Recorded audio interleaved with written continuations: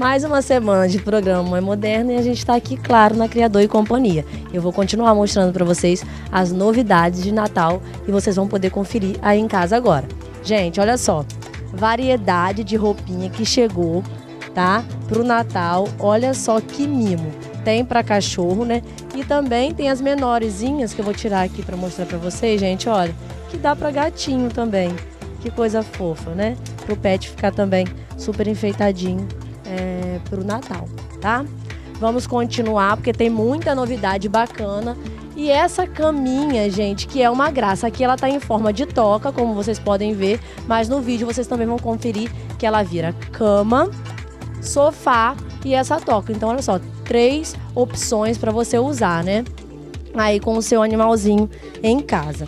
O que eu vou mostrar para vocês também agora são esses transportes, né, para os pets. E aqui eles servem tanto para gato quanto para cachorro, né? Tem opções em cores e modelos que vocês podem estar escolhendo aí em casa, tá, gente? Eu vou voltar aqui para vocês agora, que a gente falou daquela caminha, né, que vocês viram e pode ser 3 em 1, mas tem essas outras opções de caminha aqui também, tá?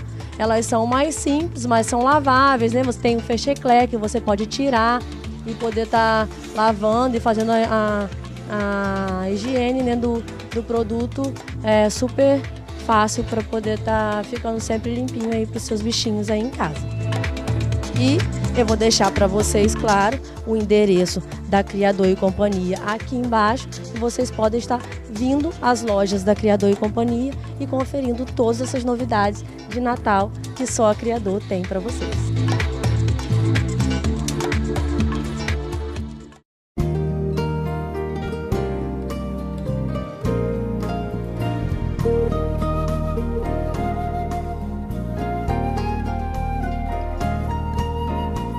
De volta, né? E esse último bloco eu fecho aqui com a doutora Patrícia Peixoto, ela é endocrinologista e vai estar falando um pouquinho pra gente dessa parte da medicina, né?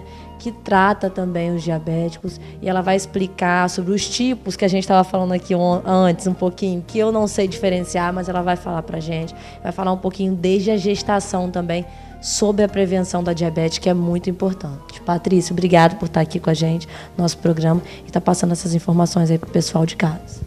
Eu que agradeço.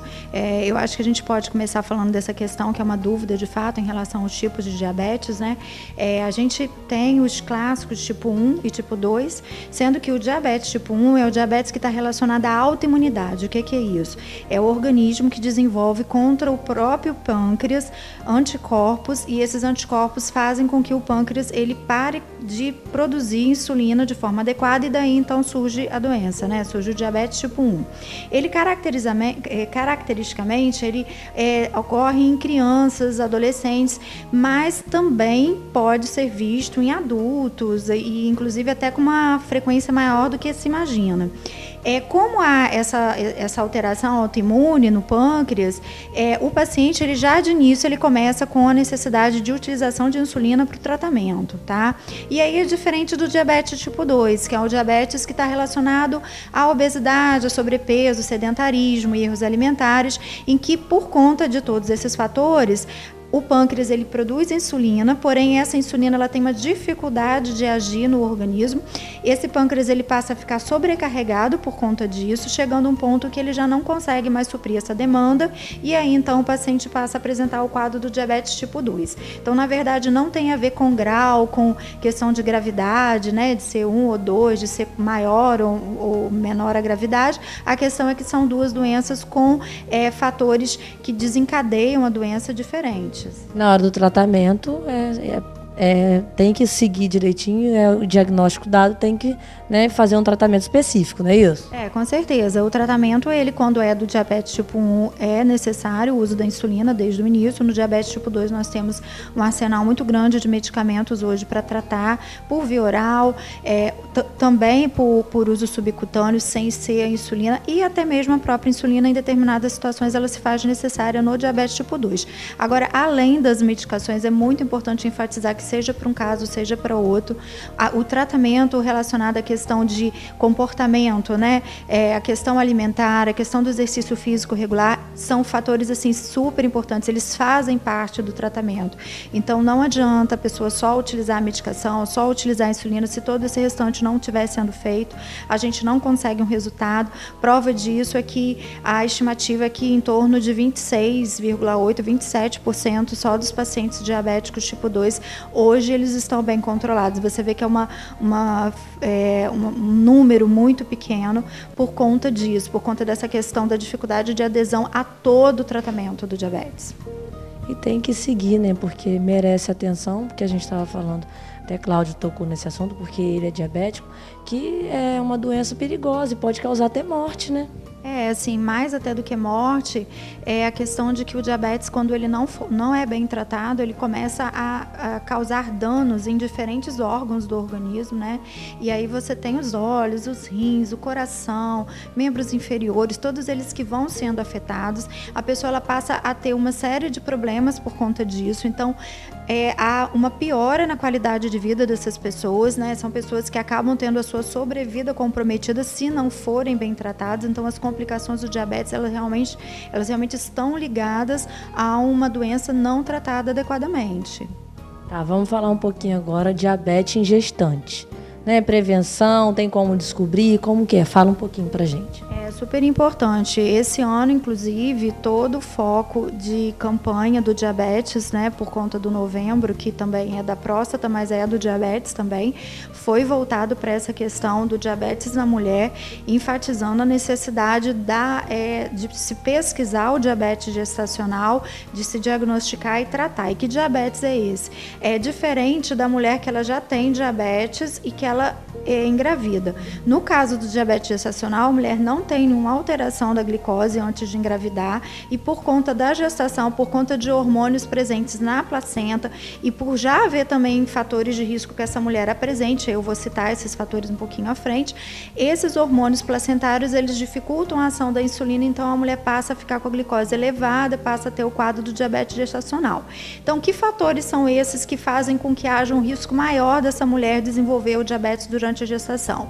O fato dela engravidar já com peso acima do ideal, ela ganhar muito peso durante a gestação, mulheres acima de 25 anos, mulheres também com histórico de síndrome de ovários policísticos, aquelas que já tiveram uma gestação prévia com diabetes gestacional, elas têm um risco maior de ter novamente, aquelas que não tiveram um diagnóstico de diabetes gestacional, mas que tenham tido bebês grandes, bebês com mais de 4 quilos, também se enquadram como tendo um fator de risco, o fato de ter história familiar de diabetes tipo 2 também, tanto é que hoje já se faz um screening universal que se fala, é uma pesquisa realmente em todas as gestantes em relação ao diabetes gestacional para que seja feito o diagnóstico. Então tem todo um processo aí, dá para descobrir, dá para cuidar, porque também merece uma atenção especial. Merece sim, porque se o diabetes gestacional ele não for diagnosticado, há risco tanto para a mãe quanto para o bebê. No caso da mãe, ela vai ter um risco de ter um abortamento, de desenvolver uma pré-eclâmpsia, que é uma alteração importante da pressão, que pode levar até óbito, tanto materno como fetal. Ela pode ter essas complicações. E o bebê, se ele tiver, né, a mãe está com diabetes gestacional e não está sendo adequadamente conduzido, talvez até nem saiba, enfim. É um bebê que ele pode ficar macrossômico, que a gente chama bebê que vai ficar muito grande, e com isso aumenta o risco de haver traumas durante o parto, né, traumas para o bebê mesmo. Além disso, ele também corre um risco de, mesmo nascendo no tempo certo, não sendo prematuro, ele ter insuficiência respiratória, icterícia e até mesmo quadros de hipoglicemia. Tanto é que o bebê da mãe que tenha diabetes gestacional, ele é um bebê que tem que ter um cuidado maior após o parto por conta dessa questão do risco de hipoglicemia. Sendo que quanto melhor esse tratamento tiver sido feito durante a gestação, menores são os riscos de todas essas alterações aí que eu citei acontecerem. Toda uma prevenção é sempre o melhor remédio, né? Prevenir, pesquisar. E nesse sentido é muito importante que a mulher que ela quer engravidar, que ela, de fato, assim, ela faça um tratamento antes, se for o caso, para ela estar com peso adequado durante a gestação, que ela faça uma alimentação adequada durante a gestação também, para que ela não ganhe peso em excesso, sem aquela ideia de que tem que comer por dois, de que pode comer tudo à vontade, que depois vai perder, porque na verdade o ganho de peso excessivo durante a gestação, mesmo naquela que engravidou com peso adequado, também é um fator de risco para desenvolver diabetes. Então, é realmente a questão de se cuidar mesmo durante a gestação para evitar esses problemas. Então, só falando aqui um pouquinho, pelo que eu já peguei aqui, é praticamente uma prevenção, a questão da alimentação, a questão da atividade física, que é muito importante para poder o organismo, né, ir bem e não gerar uma diabetes, não é isso? É isso aí. É claro que o diabetes é uma doença muito complexa, são vários fatores que estão alterados levando a doença.